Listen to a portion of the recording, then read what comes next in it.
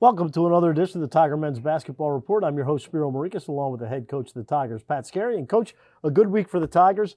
After losing the first conference game in overtime to the now 23rd-ranked Charleston Cougars, the Tigers come back with back-to-back wins at home against Drexel and on the road at Stony Brook. And you know as well as anyone, road victories in the conference are as good as gold.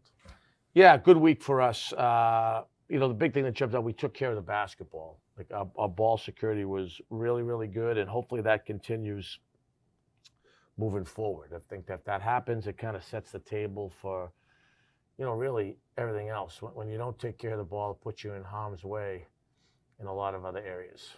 You said that the team in the previous, 5 games was averaging about 24 or 25% turnover rate per possession. Outrageously poor, yeah. And you wanted it down around 15%. 16 is an aggressive goal for us. The last 2 games we were at 12 and 13. So we so you were below what you expect. We've really taken care of the ball. We've actually shot the ball over the course of the season pretty good. So that's another reason why you want to make sure you get shots. I thought our ball movement was good. Both games, kind of getting back to what we've normally been. So hopefully that continues. It's certainly something we've been stressing, and we have practiced. We had 4 pretty good days right before Charleston. We had a few days before this last set of road trips. We're practicing, today, tomorrow. So hopefully those things help us. In the game against Stony Brook on Saturday, Rodier Hicks and Ryan Conway combined for 41 minutes and 0 turnovers. You can't ask for better than that for the 2 guys that are handling the ball the most. No, and I thought Rodier was really good against Drexel. And even though Ryan has scored the ball more in some other games, I thought his overall game management was outstanding against Stony Brook. So that's going to be – he's really making strides. He's been practicing well. He's a tough kid. He took out a massive row of chairs today, diving for a ball. So he's only going to get better. He's really starting to get it. And Rodier has been suffering from the ankle injury, and now you're starting to get a 100% Rodier Hicks. Yeah, getting closer to that. And he obviously really helps us defensively. I think the next piece is we got to figure out how to get those guys on the floor a little bit more together. In the Drexel game, Amari Williams came in with very impressive stats, averaging almost a double-double per game, and you basically shut him down. So credit to your defense in what they were able to do against him in that ball game. Yeah, defense was pretty good both games. Charlie did a great job against Amari, who is a difficult player. Charles played really well early against Stony Brook, and he had a couple fouls. And we told you we can't go there. Like we gotta keep Charles on the floor. But Chris Bianco came in and did a really good job. In the Stony Brook game, they got a couple of 7-footers, and then another kid that looks like he's 7 feet, but they list him at 6'11". But again, you guys did a great job. You outscored them in the paint. Yeah, well, I think what we saw last week was one, Sekou Silla really helped us. We averaged like 14 and 9 for the week. Scored their first 8 points against Stony Brook. Yeah, he was cooking, and we need that. So we got him back in a rhythm. Hopefully that's going to help moving forward. He's a really good guy. He's been a good teammate, so he's talented. So that was a major positive. And I thought, obviously, Nick Timberlake was the CAA Player of the Week and had a really strong week. I think which shows what a different team we become when Nick plays like Saint Nick. I told you after the game, and I actually told Nick yesterday, I sent him a text, that was like a Benjamin type of game on Sunday. Just the fact, 20 points on 13 shots, 6 assists, 6 rebounds, and he played good defense. And if you're going to be a first-team All-League guy, those are the type of performances we need. My response to you was, and he didn't force anything. No, not at all. Not at all. And when we were playing better earlier, and I think we're getting closer to that, he was at an elite level, and that's really what we need.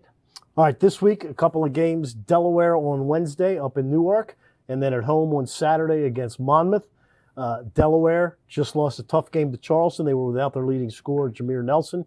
And Monmouth has been off to a very rough start as they basically have a brand new team from what they had last year, a team that came to CQ and won. Let's start with the Blue Hens. Dangerous team, and I'm sure you're anticipating that Jameer Nelson Jr. will be playing. Yeah, we don't know his status. I've watched a handful of their games. They played very well at Charleston. They were up with 7 minutes to go, very well. They do a lot of switching. Jair Davis is another guy who's a first-team all-conference level player. They've got good experience with the kid Ray and Owens that they brought in. Asamoah's been around. They don't turn the ball over. They've got the ability to shoot the ball, and they've got really good talent. Like I said, they play some zone, and they do a lot of switching in their man-to-man. So that's stuff we've been harping on. That we've got to take care of the ball. We expect a very hard road game up the road. But yeah, they're good. They're talented. They didn't play great at home against Hofstra. Just one of those nights. I thought they played very well down at Charleston the other day. And the Tigers have had success up in Newark over the past few years. So, it's a tough environment. Two teams that, know each other pretty well. It should be an exciting ball game. It'll be a good game. They're good. They're well coached. Martin does a great job. He's become a fixture up there. They've done a good job of taking care of him, and he's got a good program, and it'll be a big challenge for us. And they're the team that ended your season last year, so I'm sure that's in the back of some guys' minds. I'm sure it is. I hope that they're focused on taking care of the basketball and executing so that we're in a position to play really well, which we're going to need to do on Wednesday. All right, Monmouth on Saturday. Last year they came here and they beat you, but a completely different team. They're off to a rough start. King Rice basically rebuilding in their first year in the CAA. That's got to be kind of tough. Not only do you take a step up in conference, but you basically got a whole new team. Well, yeah, they're young. I just started getting into them last night. They try to, some of these games are so tight. You gotta be ahead. Kings has done a great job at Monmouth over the last decade. I think in fairness to Monmouth and Stony Brook and some of the new teams is, that move probably happened quick instead of getting ready for a couple of years. They had an excellent team last year that won over 20 games at Monmouth. But they are fast. They're aggressive defensively. They've got a lot of good young talent. And look, we're not a team, the way we're built, and especially because we've had some guys that we thought were going to play a lot, that aren't in the lineup, that are hurt, not hurt, you know what I mean? We're not a group that's just going to be able to roll the ball out and pressure for 40 minutes. And, we just don't play like that. We have to grind out games. And so I think our guys understand, or are they regaining that understanding that every night is its own challenge based on who you're playing. And you got to prepare for the opponent, but then you've also got to do some things yourself at a high level so that you're in a position to win the game. We should have a team, and I think we do, and I think you'll see more of this moving forward, that whoever we play, it's going to be a grinder, but we should be, hopefully someone that can hang in there for 40 minutes and then, get in a good way, find a way to break it open. I think that's what you saw, like in Drexel, right? We had a really good start to the second half to give us separation. And I thought again against Stony Brook, right? They closed on us at the end of the half. And then after about 5-6 minutes of the second half, we had another really good 6-7 minutes to give ourselves some separation. But we're not this like juggernaut. We're just going to roll it out there.